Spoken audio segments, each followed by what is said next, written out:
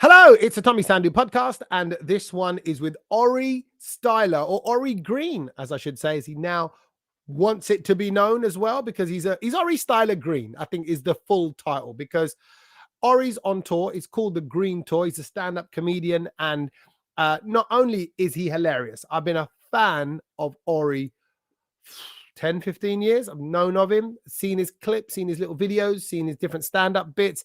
And you know how things get shared on your phone. He's there. He's absolutely at the very top end of comedians in this country. He's toured everywhere, all over the UK, and he's known all around the world. So this is big. It's great for me. It felt so good to have a kind of conversation with someone who is, I can now say, a fellow comedian, because I'm kind of in the scene as well myself. But I was humbled to have his time, his attention, and also his honesty. Listen to this chat, people.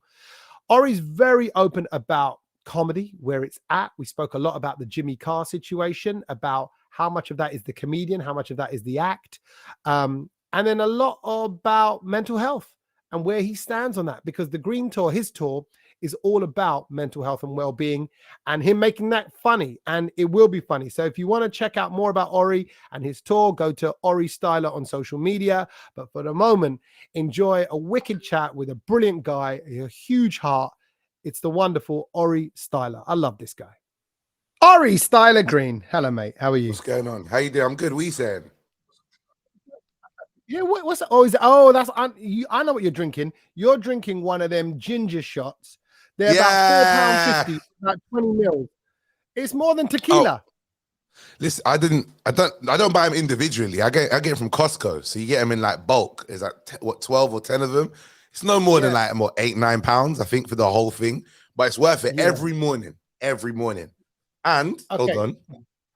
And I got my lime water with a bit of honey. So so many things to say already before we get into sure. Number one, you can make all of that yourself, right? Okay, yes. You're paying £8-9. This is the Indian in me now, for ginger juice, and you get a big old lump of ginger and blitz it down yourself, and it's great for you, by the way. Ginger, citrus, honey, lemon. I know all that is amazing to start the day. So that's. Yeah. So how come you don't do it yourself? Why don't you just? Are you balling now because you're on tour? You're making so much money. That's what you can pay other people for ginger. Well, Tommy, yes, that's one of the reasons. And now I just haven't got time every morning to do it. I'd rather just go in my fridge, pick this up before I go to gym, or before I do a session like this, or before I go to where I got to go to. And yeah, the lime water I make every day, I just get limes, and I don't like fine lime juice. The lime water I make every day, that's easy, but making ginger, I just ain't got time for it, man. It's already done, it's ready, it's in the fridge, it's cold, and I'm good to go. And it tastes nice, so I'm happy. Yeah.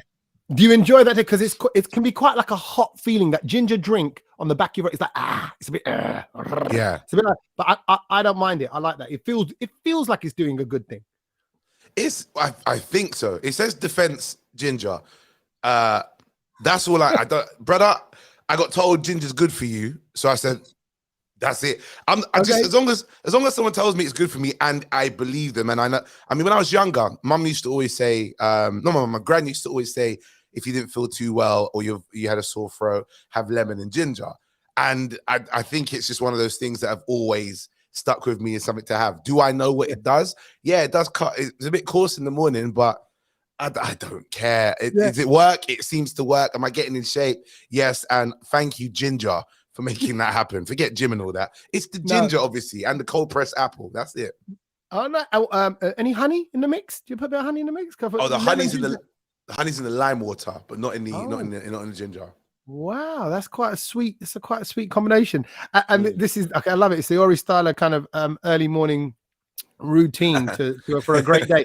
And actually, this is quite a poignant morning, because here we are on, I think, the first morning after the first day officially of your tour. Am I right? So it started last night. No. So it starts on the 4th, Friday. But what I've been doing is from March is when I I put up all the dates I got going again, and everything that I've got going on around the tour. So I'm still doing other gigs. Not all, obviously. That if I'm in one city, I can't do another. But I'm still doing other gigs in between the dates. And I put up a post saying, hey, all right, March, we go. And I think a lot of people saw that I had a gig on the 1st of March and went, all right, so his tour started. But actually, my green tour starts on the 4th of March, which is Friday coming, and it will be in Birmingham. That will be the first day. So were you on stage last night? So I was supposed to be. Problem was, it's tube strike in London. So everybody, it's a mixed bill show that I run called Laugh in the Box in Box Park. And everybody that was supposed to be on the lineup had difficulty getting down there. And we were worried that there weren't going to be any people there because it's in Shoreditch. So people who wanted to go there would have had to take in train or drive. And both of those were just difficult for people just merely because of just the tubes and getting around and stuff. So, but no, I didn't go because I don't live in London anymore. However, the person who I got to host, he was there. He said it was really quiet at the beginning, but it picked up. And there were other people that were there performing as well. So I didn't actually get to go on stage. Birmingham's going to be the first time in March I will do on Friday. So, yeah. Don't you feel like, how many more obstacles are there going to be for live events? It's like COVID, wars, now tube strikes. You're like, is the universe just trying to stop comedy? Is that what's going on here? It's like, we're working against the tide here. It seems like that. Do I think it will stop us though? No, I think we're too determined. I think as much as there's things say like trying to slow us down, we're way too determined to let that happen. So there'll always be. They're gone. Determined or stubborn? I was going to say, what are you? No, I'm going to say determined. Stubborn is like, oh, the show can't go on, but I'm going to have the show go on. And then when you're in the venue, someone shuts it down. No, the show has to go on in here. Determined is, all right, it can't go on in here, but how do we adjust to make sure it can still go on somewhere? Determined is like moving with the tide. Stubborn is like, no, I'm having it the way that I'm having it. And I'm going to say determined.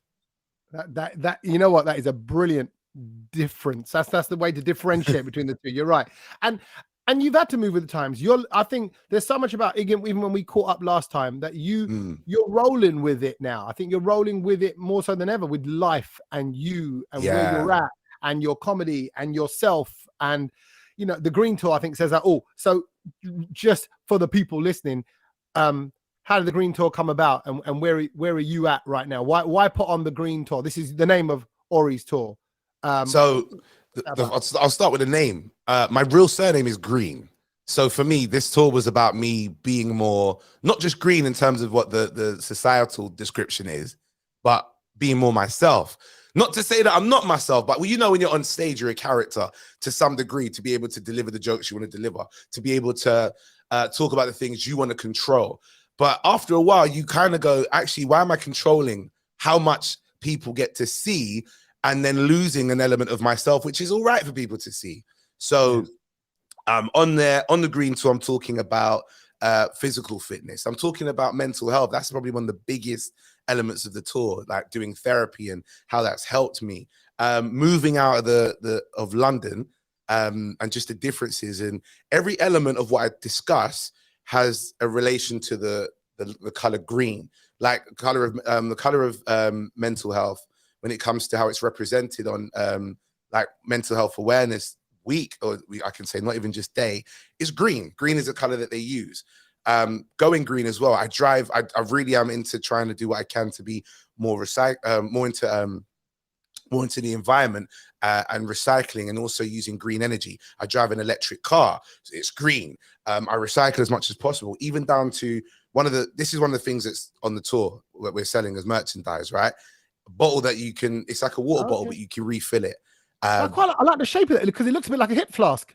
Exactly. If you want to put rum in there or water, I don't business. It's yeah. But this is about me trying to be green. Yeah. I left London. That's a very urban area. I've left to go to. I live in a village, and I'm surrounded by a country park. I live surrounded by green, and everything about the tour was just about me being more myself, and also just kind of like talking about the things in my life that evidently has pushed me to being more green. So it's kind of a play on the word, my surname, as well as what my life is looking like right now. A couple of things and just what you said there. Number one, this is the tricky thing about from what I'm seeing in comedy. And again, I'm still feel new to it. So I'm still watching people like you and people on the telly, comedians, people even getting themselves in trouble. Let's just say let's say Jimmy Carr. Of the audience's inability to differentiate between the comedian and the act. And you've just said there, oh, you know, this is me, this is part of me because it's, you know, but when I'm normally on stage, it's an act. So isn't that the problem? Because part of it is you, and very personal, very much inner workings of your heart and mind. And another part is just for jokes, straight up, put on, made up. And that's what people can't work out. Like, why would he say that? Aurie believes that. Jimmy Carr believes that. Ricky Gervais believes that. Isn't that what makes it awkward or tricky? No, I used to think that, but then you said Jimmy, for example. When you go and see Jimmy, you know exactly what you're going for. The ones who I think complain the most, who have every right to complain, are those that may not have expected to hear what he had said. The people that go to see someone like a Jimmy Carr, like on his tour shows, they're going because they want him to be over the line offensive, right? Even if you feel like, I think because of that even if you don't feel like you know what Jimmy's about, you know that when he's pushing the line to be as offensive as he can. I mean, the whole thing was called what's the talk called again? The show being cancelled about oh, this is my final one. Like the his whole last thing, dark material, right? There you go, right? Dark material. You know that he's on there doing the absolute most to be as dark as possible. And I think with that being said beforehand, you know that when he's gone on to do some really over the edge and dark stuff, it seems to be a thing that he's pushing the line on purpose. Those who don't necessarily know Jimmy would hear that and go, I don't find that right, and I think that's out of order. And again, they have every right to feel that way. Do I think that stops you from being more or less yourself on stage? Oh, I think it depends on the type of comedian you are. If you're somebody that's always been, like, if you look at the comedians who are very much always family friendly, family orientated, like your Kevin Hart, who talks a lot about being a father to his kids, and then all of a sudden he goes dark, it goes off character. And where he sells himself as being this person who also puts his family out there on social media. You see his kids on socials. You see how his youngest two get involved with all of his kind of content, and it opens the door for people to come in and join you. You're letting people feel like, well, this is who you are. This is part of your journey. And if you then be offensive on stage, then it throws us off because you've sold your whole idea and identity on being the person that lets us in, and you sell it on the idea of this is what you actually believe. This is who you actually are. I think when people are offended by what someone says, it's because they believe that someone is that way, or they don't know that he isn't. It's one of those two things. And I don't think, it's not, I always say a comedian can say what they want on stage, but an audience member also has the right to not like it, 100%. It goes both ways. Like, I have the freedom to say what I will say. I don't say anything that's too harsh at all, but I have the freedom to say what I want to say, and the audience has the freedom to not like it too. And we both have the freedom to air that out. And whatever happens when we air our grievances out or air our opinions out is what happens. However, I think if you're trying to say that this is who a person is, when you know, watching them from years before, that this is just how they deliver comedy, and that it's just their way of trying to push the line, and that's where they find humor, you can't then say that's what you truly believe. You can blame them for saying things you don't like, but you can't go, this is who you are, this is what you truly believe, if everything in their career shows that actually what they're doing is trying to do the absolute most to push the line for entertainment value. If it works, it works. If it doesn't, it doesn't. But don't say that's what you believe, if that makes sense. Yeah, no, okay. And on that note, then let me just play devil's advocate. Sure. Someone will say, someone go, but you know, if you thought it, then you believe it. So if Jimmy thought of that, and if he thinks that's funny, I'm with you. I want to put myself out there on the line and say, I believe that a creativity in any way, shape, or form, plays, music, comedy, you create this thing up here in your head, in your heart, and you put it out there for a desired effect. Quentin Tarantino's movies are grotesquely violent to create an effect. I just watched a brilliant Bollywood film by a director called Sanjay Leela Bhansali, who is known for being an artist, and he creates a certain feeling, and his heroines, his leading ladies, have this kind of self-destructive nature. This has got all of that. It's dark. It's about prostitution in India. wicked, but it creates something. It doesn't mean he's condoning prostitution or anything like that. So Exactly, that's yeah. the bit. It's that separation from art to whatever it is. So that's my take on it. But someone would say, aha. But nowadays, like, if you think that, then deep down, you believe it, Jimmy, because you're going to say, Jimmy, you're saying these things and you're wanting people to laugh at the death of gypsy people or anybody else, you know. That's I don't know I don't know how to justify it. Whilst I can't, it's not my joke to justify, and it's not yours as well. Only justify your ones, obviously. However, I sometimes, if you look at Django, that Quentin Tarantino did, that film is hyperbolic. Django didn't exist. There might have been freedom fighters that were like that back in the day, but to the level that Tarantino represents Django to be in that time period, it's just no, it's too much. It's made up. However, taking elements of truth, not to himself, but to what people may have thought back then, to what some people in the world would have liked to have seen, and also to maybe what had actually happened in terms of somebody fighting against their own slave masters, but making it into a character that was just, again, over the top. I think it doesn't have to be someone's truth for you to tell it. Sorry, it doesn't have to be the individual's truth for you to tell it. It can be someone's. So there will be people in the world that sadly will look at what Jimmy had said, and as much as I think it's a horrible thing for it to be someone's truth, would actually find that funny and humorous because in their upbringing or from their history, they were made to know and look at that community and think, oh, well, we don't find what you're talking about as important, because what the main story, if you look at the joke, the main outlay for his joke was highlighting how there were two atrocities, but because everyone focused on one, which would have been the Holocaust, it's almost like they forgot another.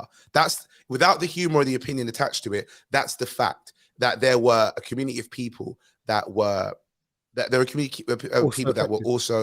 also were killed, like a genocide of people at that time period. That's the outlay.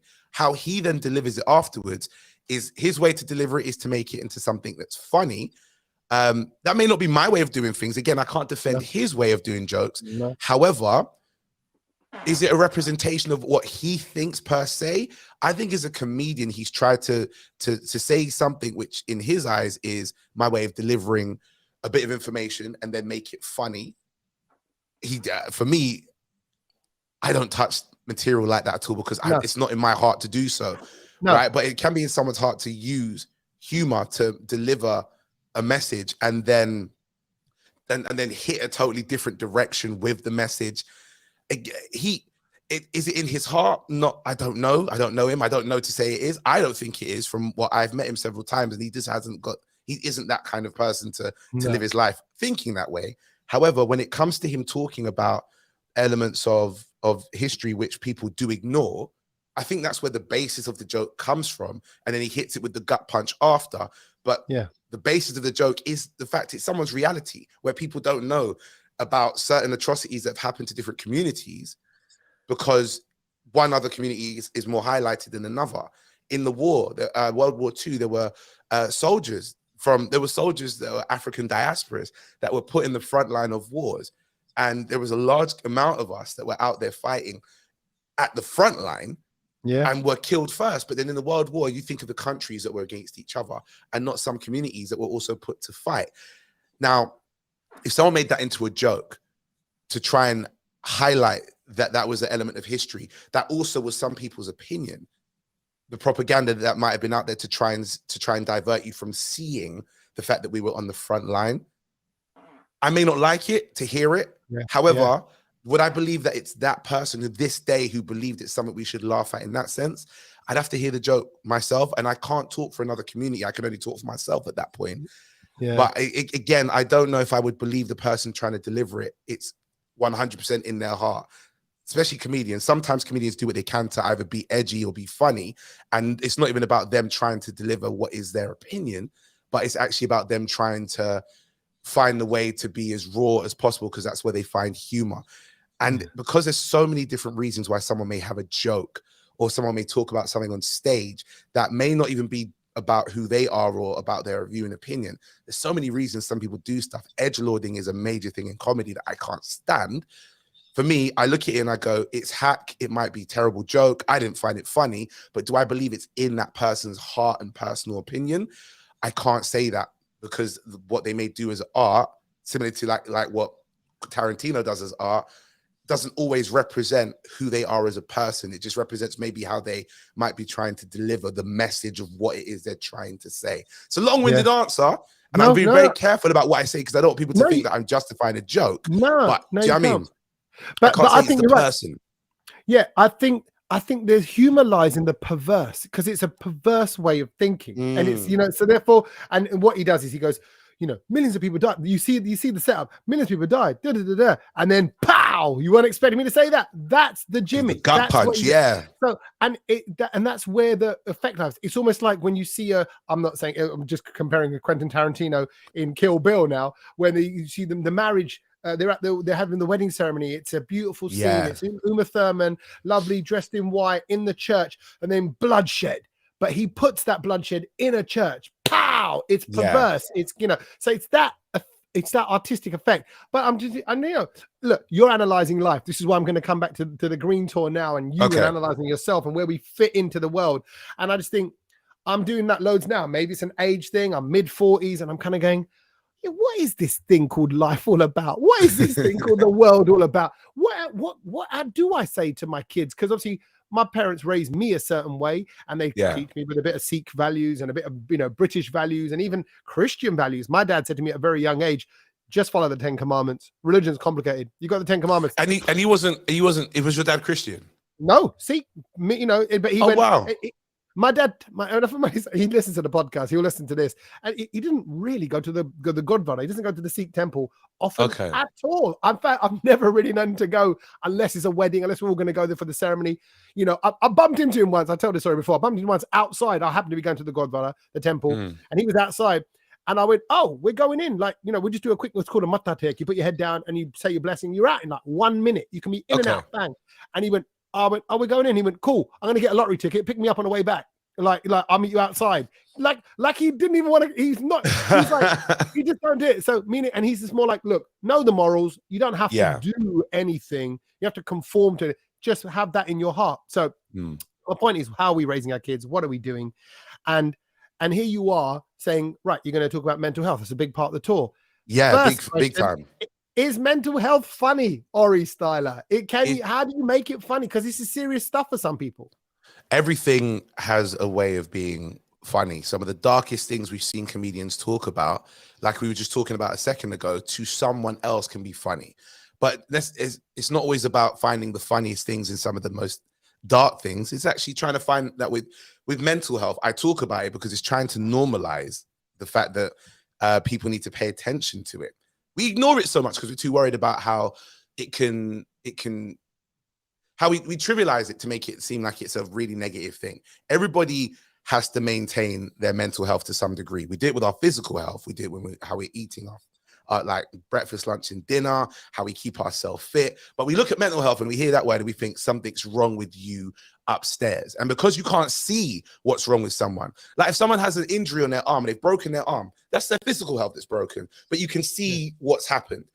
And you know that at some point the arm's going to heal. But with mental health, trying to talk about it to people makes people go, I can't see it. I don't know. There's a stigma attached to it. So for me, yeah, it can be funny. And the reason why it can be funny is because if you can make something like that funny, it normalizes a lot of elements to it. Making it funny makes you able to have a comfortable conversation around it, because then now someone else is more than willing to discuss it rather than feel like the sensitivities of it like stop them from having an open discussion. So yeah, I definitely think it can be made to be funny. I did it on stage when we did Solihull. And I had people come up to me afterwards thanking me for talking about the joke. But then I had a message a couple of days ago, on Sunday rather, and it was someone who said to me that her partner wants to go and seek therapy, right? But never wanted to, but was worried about it before and was always closed off about their emotions and their feelings and so on, which was putting a real strain on their marriage. and then said to me, he now wants to go and do it. And I'm so thankful. And then in the message saying, thank you for saving my marriage. I don't believe I saved their marriage. What I do believe, though, is I talked about mental health and going and seeing therapy. Yeah. Oh, sorry, seeking therapy or seeing a therapist rather. And for them, they took that and went, it's okay to do that. And if our issues are about my husband or my wife or partner not opening up with their emotions and so on, and that's hindering the progression of our relationship, then seeing therapy might help. I may have helped plant a seed that may then help their marriage. I will never say I did it because they still got to go do the work if that's the road that they go down. But they need to know there's a road that they can go down. That's why doing it, talking about it on stage for me, it's great. It's my platform. If I didn't and I was involved in raising awareness and I didn't use my platform to talk about it, I'd be doing mental health and injustice. So for me, make it funny. And it can be made funny, 100%. I agree. I think I absolutely agree that there are little triggers in life, and not triggers in the way that we talk about the word, oh, I've been triggered, like little catalysts. And it might be a quote, it might be something someone says, it might be something you see in someone's lifestyle.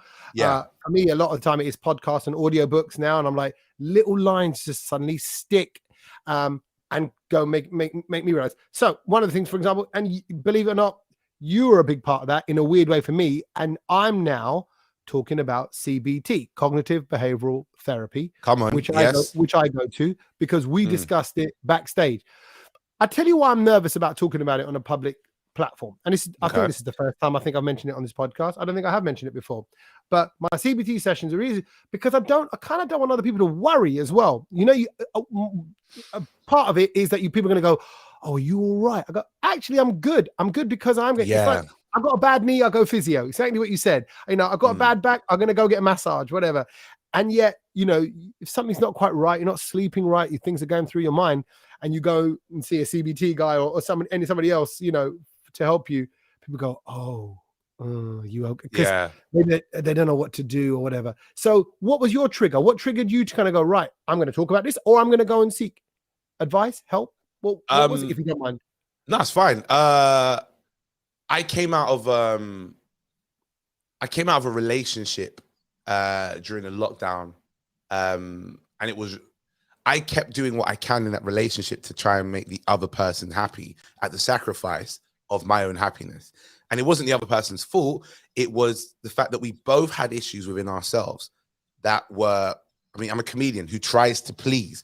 By nature, we seek validation, don't we? When we go on stage, we need our job is to make sure people find us funny and laugh. So I'm there making people laugh. But in my own household, I'm like, okay, I'm trying to make the person who I'm with happy, whereas she doesn't necessarily know what happiness is at the time because she's going through her own journey. So we're both doing damage to each other, not intentionally, but because things were rough. Compiled that with we were going through a pandemic.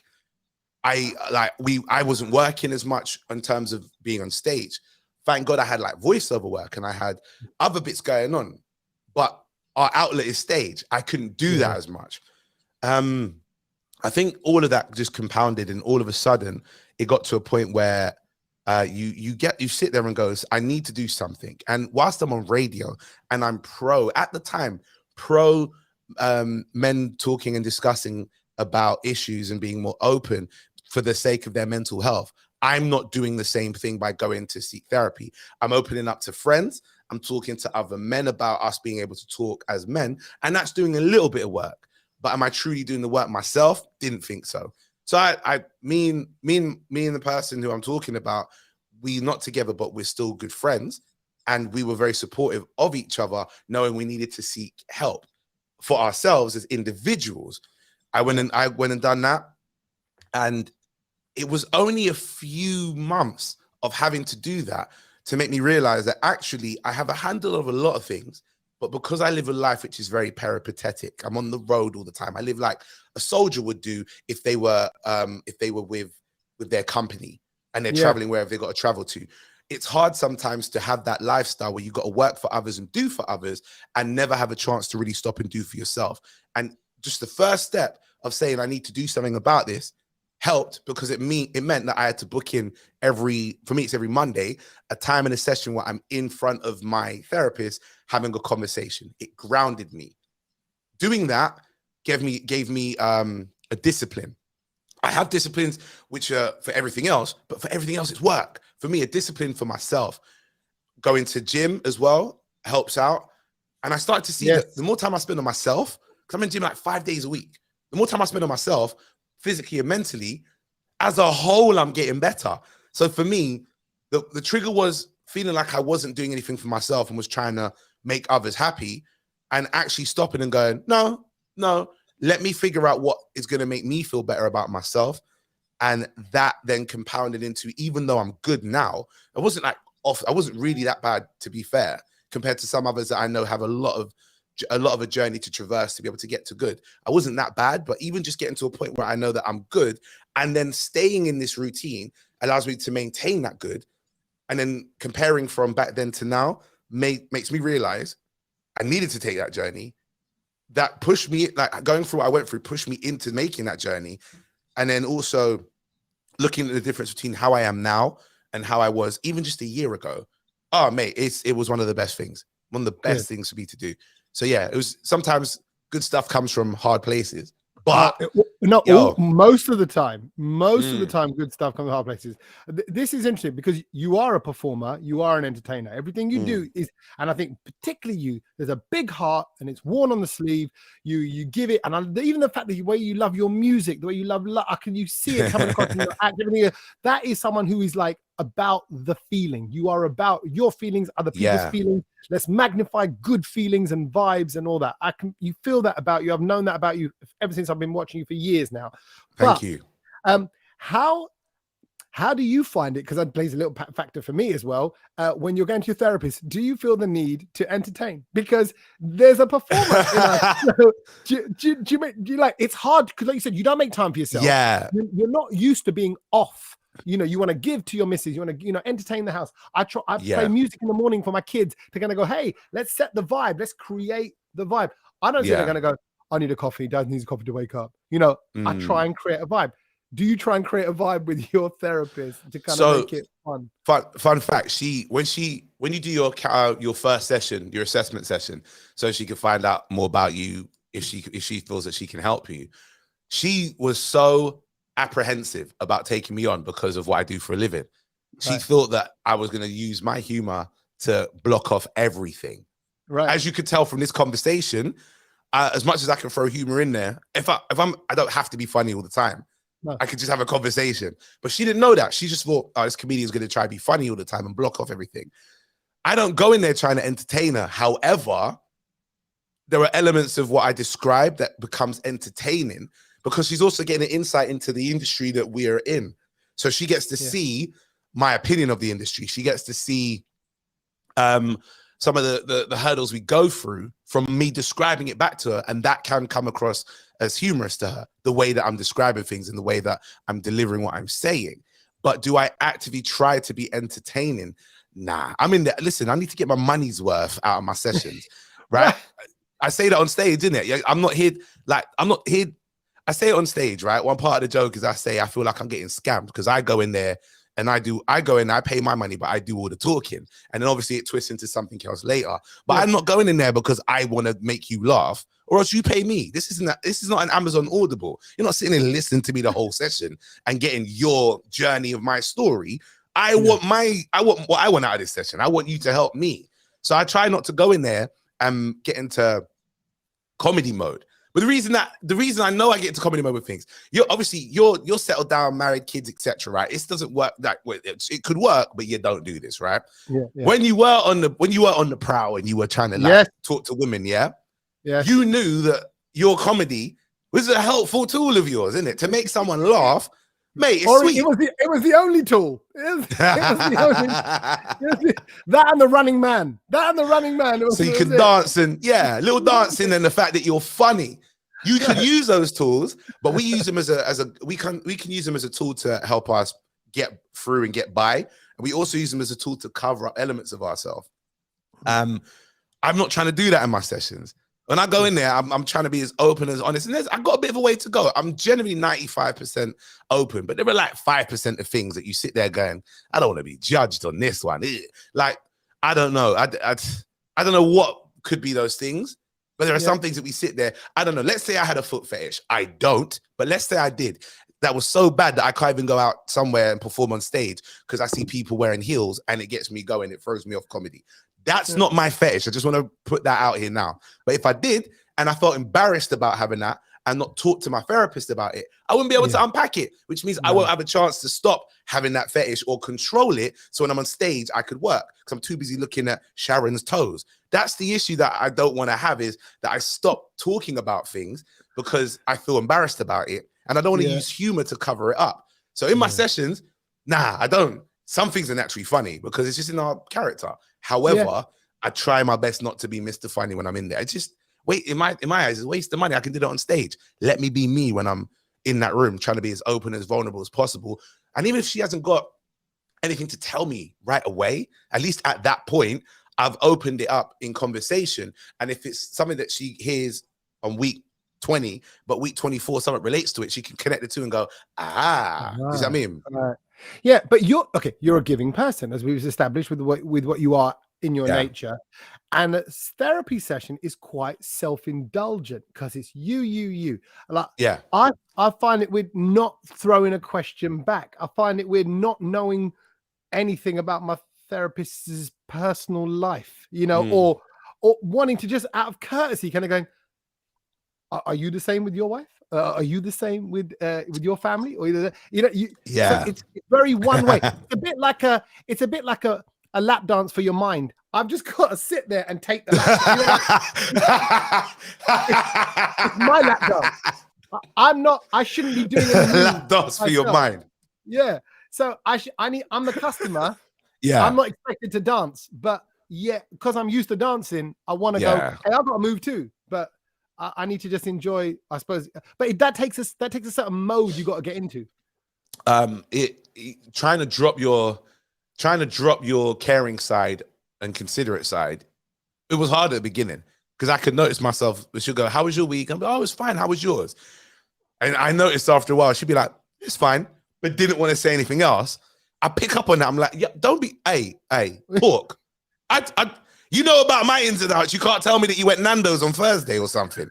And after a while, I got used to it, and we'd make a little joke out of it every now and then, where, like, for me to be able to relate to some of the things for me to be able to feel like she can relate to some things I'm saying, there might be an element of me going, I mean, when you in a relationship, you can get to arguments, right? And she'll just very calmly go like that. Because she's not allowed to give me an inkling as to what's going on in her life.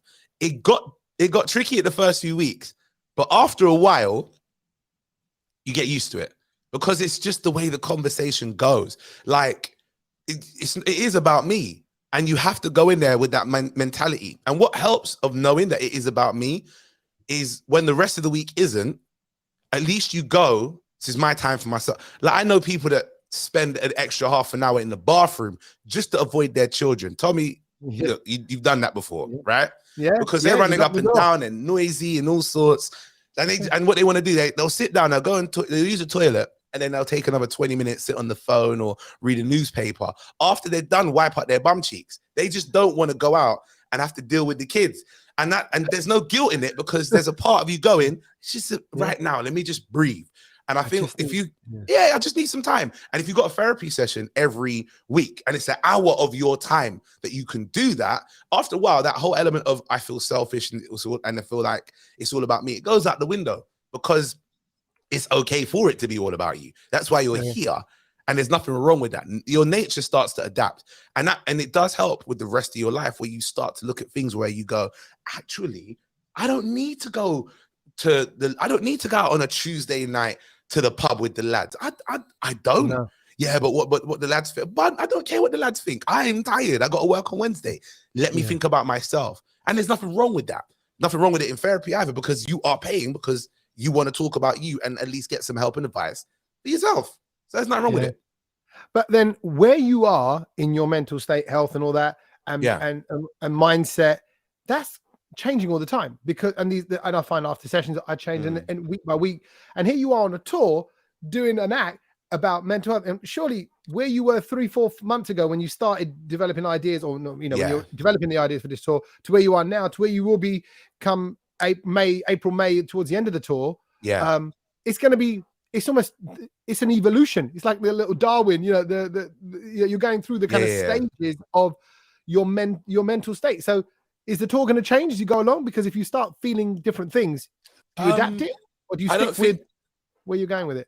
I don't think the material won't change, because the material is generally about it's about what therapy can do and has done for me. That won't change. My state of mind might change because I might be fatigued, might have issues going on like with family and stuff. There might be things that may put my mental health to the test, or might even help with my mental health during the tour. Like naturally being away. There's one week where I'm away. I don't see my house for like a week.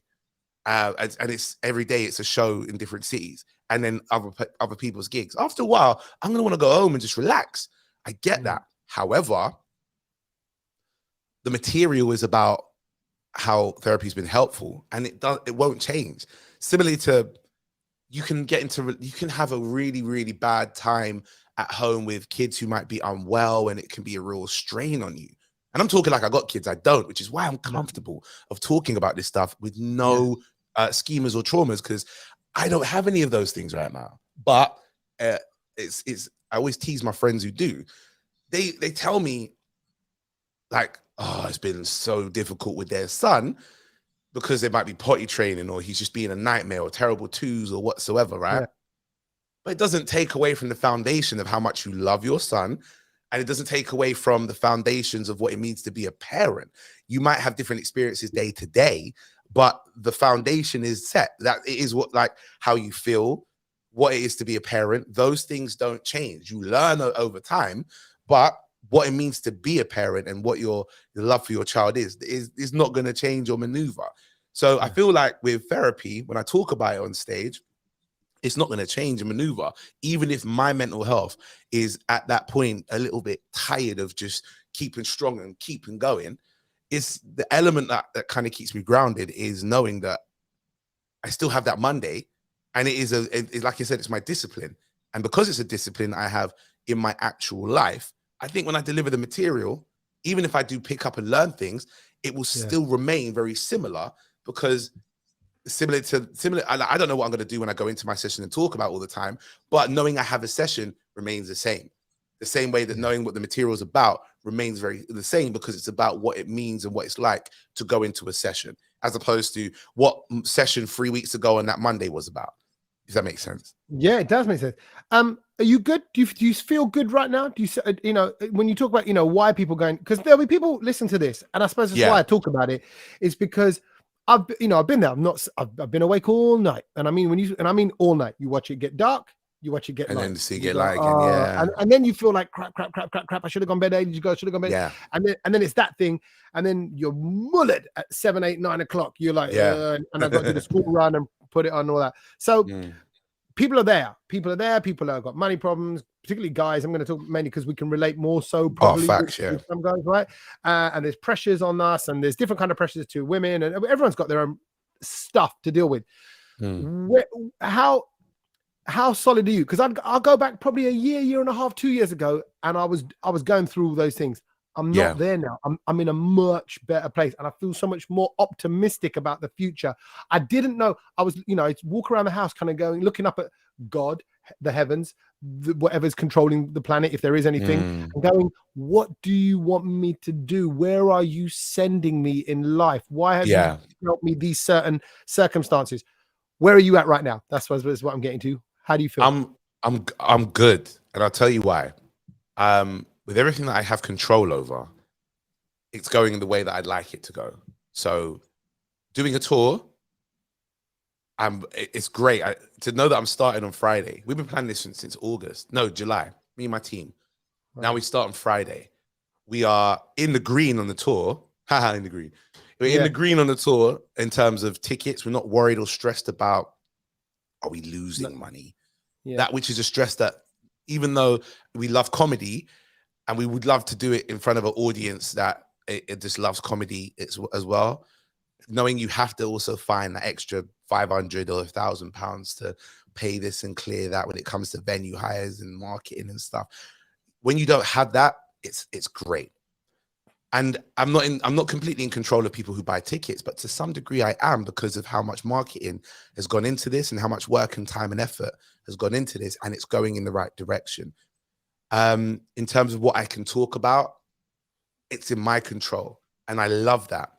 For everything that I want to be able to, everything I want to be able to do when it comes to touring and so on is in my control. So that's happy. That's made me happy. For the things that I can't control, domestic life and stuff is something that I only have half the influence in, because you do have other elements when you talk about, right now I'm single, but if you talk about just relationships with people, relationships with your family, I have only my input into whatever is in the relationship with those people. However, how I feel about things, I'm able to control, manage. Someone can say to me, like, I choose not to argue at times, but also whilst choosing not to argue, if I do need to have a discussion, I can articulate myself in a way that I don't need to get emotional. I don't need to be emotionally compromised by someone else's expression of their emotions. All I have to do is listen and talk, and therapy's helped me do that so comfortably without reacting and getting angry or getting mad. So there's still a journey to go, because I never think anybody's going to be 100%. And that's the beauty of life, is that you may get everything, and there's still more. You could have you could sell out all the arenas, but yet there's stadiums. You can sell out all the stadiums, but then there's also the next year when you got to do another tour and try and do it again. Or you can have all of the experiences with your partner, but yet there's still tomorrow where you got to develop. How do I learn more about my partner tomorrow? How do I live with my partner tomorrow and still have life and enjoy life to go? There's always more. There's always more. And the beauty of that is, because I'm comfortable in not having everything, and I'm happy with being where I am, that has helped me get better at going down the line of where I want to be. Am I in a good place right now? 100%. Is there better places to be? I always believe there is, or else I'll stop working on myself thinking I've completed life. And we just know that's not possible. Clocked it. Exactly. Clocked it, life, done. Boss level defeated. And that's not true. There's always more levels to go. So for me, that's why I'm good. Could I be better? Always. And that's the beauty of understanding your journey when it comes to mental health, physical health, when it comes to your career. It's just, there's no answer to the question of, am I 100%? No one is. And there's always work to do. And I think exactly right. I think that's where we need to get to with our mind. And I'm sure, like I say, many guys will relate with it with their bodies, where they kind of go, I go gym all the time now, or go 4 or 5 times a week.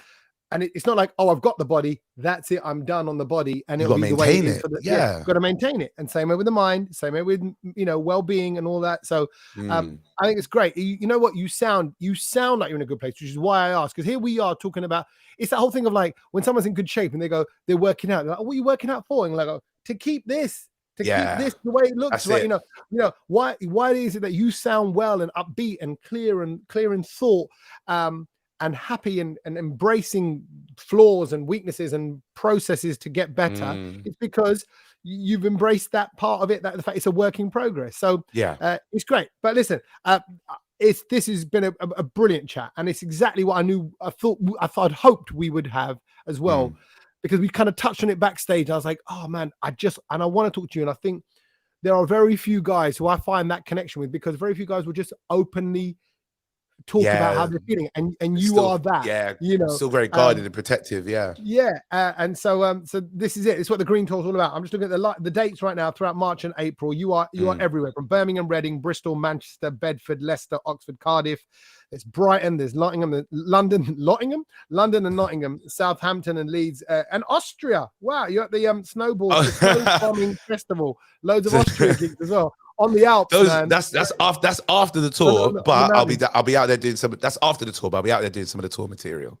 That's amazing. Look, check out Aurie Styla on social media to find out all the dates and stuff. But Aurie, this has been great. I look forward to seeing you on stage very soon, and hanging out with you. And keep smiling, keep radiating, and enjoy the mental lap dances as much as you can. Soak it up. I like that. I'm gonna describe it as that. I like that. Take it. There you have it. Great talking to you, Nice bro. one. Thank you so much. You too, man. Wait. Before you go, I need to ask you to make sure you have hit the subscribe button and you are listening to these podcasts regularly. So if they're on YouTube, you're watching this now, lucky you. You get to see my face as well as hear the voice. Please do hit the bell button and hit the subscribe thing and get involved with the whole channel so you can stay up to date with what's going on. It really does make a difference for us. We then know where our subscribers are, the kind of episodes you're listening to, and then I can give you more of that kind of stuff, more of the good stuff. You want more good stuff? Hit subscribe to this podcast right now and follow us on social media. We're on Instagram, we're on Facebook, we're on Twitter. Just go find the Tommy Sandhu podcast and welcome it into your life.